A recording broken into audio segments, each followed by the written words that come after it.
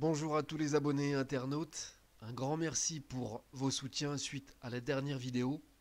Ça fait très plaisir. Alors comme promis, même si je suis toujours un petit peu pris par ce rhume coriace, puisque je fais cette vidéo dans la foulée de la précédente hier soir, je vais répondre aujourd'hui à une question qui m'a été posée plusieurs fois ces dernières semaines. Pourquoi je ne souhaite plus faire de prédictions dans l'année? Alors déjà la raison principale est que je suis rentré dans une autre phase d'évolution qui a complètement changé ma perception des choses aujourd'hui. Ceci depuis quelques semaines déjà. Bien que nous soyons dans des périodes agitées et chaotiques actuellement, nous sommes rentrés depuis peu dans cette phase de changement sur plusieurs mois, voire plusieurs années. Même si cela n'est pas perceptible, la courbe va bel et bien s'inverser au fur et à mesure, mais non sans mal. C'est pourquoi il faut absolument rester positif, car cela va être déterminant pour la suite, surtout avec cet impact karmique. J'estime que ça ne sert à rien d'affoler les gens avec de mauvaises nouvelles. Ils baignent déjà dedans au quotidien avec une hystérie qui est palpable partout. Alors, si c'est pour en remettre une couche supplémentaire, je ne vois pas l'intérêt. Aujourd'hui, les gens ont surtout besoin d'espoir pour avancer, sans bien sûr leur faire croire au monde merveilleux de oui oui. Une autre raison valable s'ajoute à cela, c'est que je n'aime pas le mot prédiction, et je lui préfère prévision désormais. Cela me convient mieux. Prédiction peut laisser entrevoir des nouvelles sinistres dans son interprétation. Je trouve ce mot assez arrogant et prétentieux au final. Alors, bien entendu, il fait sensation sur le buzz concernant les mots-clés, mais désormais je m'en passerai volontiers après m'y être penché dessus avec attention. Le mot prédiction a de nombreuses connotations en latin. C'est en fait une affirmation de ce qui va arriver dans le futur. Or, personne ne connaît le futur avec exactitude. Le futur s'écrit au présent. Donc, pour être moins ignorant, je ne veux plus employer le mot prédiction à présent. J'estime que c'est un terme tronqué. Quant aux prédictions de Nostradamus et d'autres, même s'il existe probablement des prédicateurs ça et là, au risque de choquer, je m'en méfie.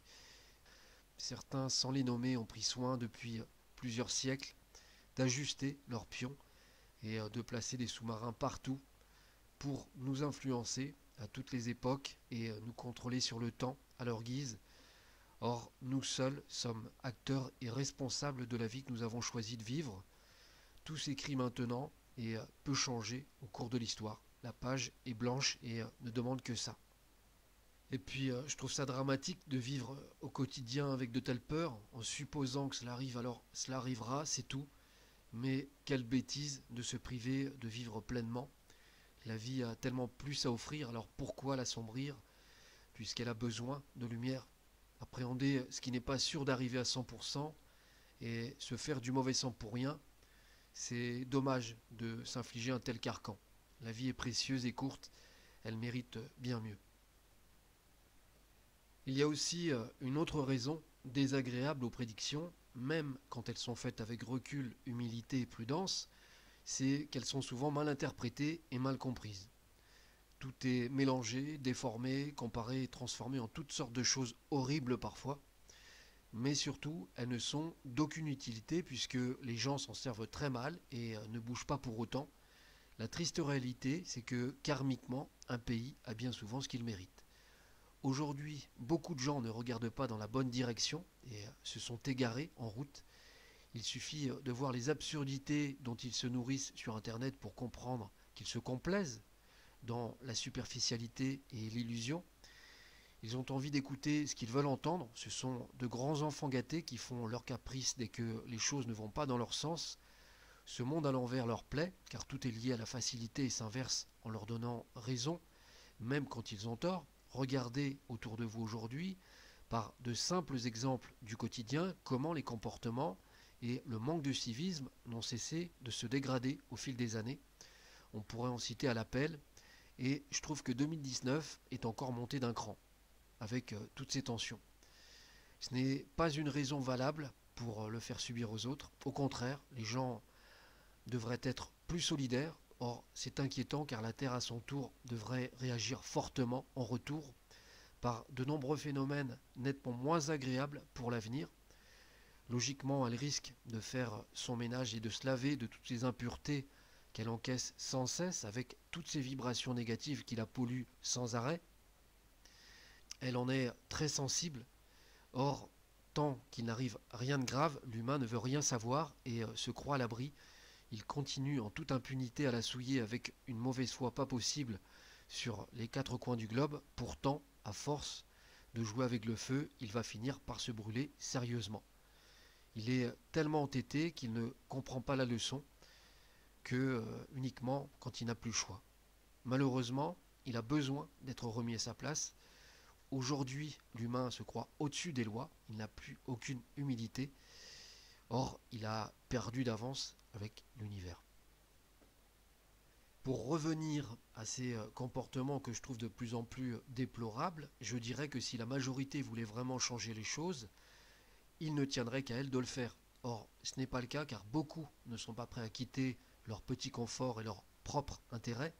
C'est une réalité.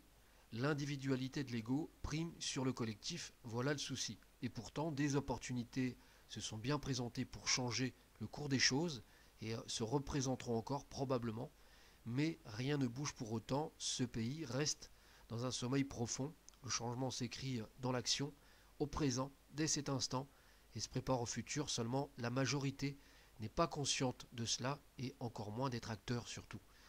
Au lieu d'utiliser leur intelligence, la plupart prônent malheureusement l'arrogance et la violence. C'est un signe de faiblesse dont les élites se frottent les mains tout simplement. Le bilan que je tire après m'être retiré quelques mois pour méditer, c'est que de prendre du recul a été la meilleure chose qui me soit arrivée. J'ai réalisé que je m'engageais sur une voie de garage, même si je ne regrette pas d'être passé par là. J'ai pu voir l'envers du décor. Aujourd'hui, je m'y retrouve parfaitement dans mon nouveau cheminement. Je me sens en paix avec moi-même. C'est une toute autre direction et elle me convient très bien. D'ailleurs, j'avais besoin d'un nouveau souffle. Personne, en fait, ne peut changer le monde à lui tout seul, malgré toute sa bonne volonté. C'est à chacun de faire sa part collectivement pour que les choses changent. On ne peut pas le faire à la place des autres et encore moins porter leur croix.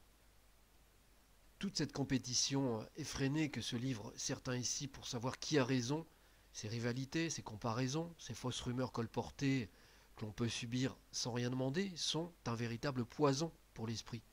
Il faut absolument s'en écarter. Cette pollution toxique dans laquelle notre société évolue actuellement n'a rien de spirituel, surtout qu'en Occident, les gens sont plus dans le cérébral et donc dans le jugement en permanence. Si vous écoutez certains, nous sommes tous autodidactes, c'est le fameux mot à la mode. Malheureusement, on ne s'improvise pas ainsi du jour au lendemain en devenant ce qu'on a envie d'être par pur ego, surtout en brûlant les étapes avec une telle ignorance. C'est un manque de respect pour les autres. Ça me fait penser au proverbe chinois qui dit « Il est facile d'apprendre 1000 disciplines, mais il est difficile d'en connaître une à fond ». Ça veut dire ce que ça veut dire. Je trouve ce proverbe en plus très juste, car plus j'avance et plus j'ai l'impression d'en connaître toujours moins, malgré les recherches et les connaissances que j'emmagasine au quotidien. Ça me donne cette impression-là. Pour conclure avec cette société qui vous vend du rêve, en réalité la plupart jouent un jeu de rôle et d'apparence, c'est tout, c'est du pipeau. Mais derrière au fond c'est entièrement creux et vide. Donc ne vous laissez pas piéger par tout ce qui est beau et qui brille. Les miracles existent rarement. Aussi j'ai trouvé plus judicieux de parler dès janvier prochain d'un thème en plusieurs volets qui vous sera nettement plus utile. Donc soyez patient car c'est un travail en amont que je vous ai préparé sur plusieurs mois. Voilà, sur ce, à jeudi prochain, normalement pour les prévisions de l'année 2020, en une seule vidéo cette année, car le temps me manque et vous comprendrez mieux pourquoi en janvier. Portez-vous bien et bonne fin de semaine à vous. Au revoir.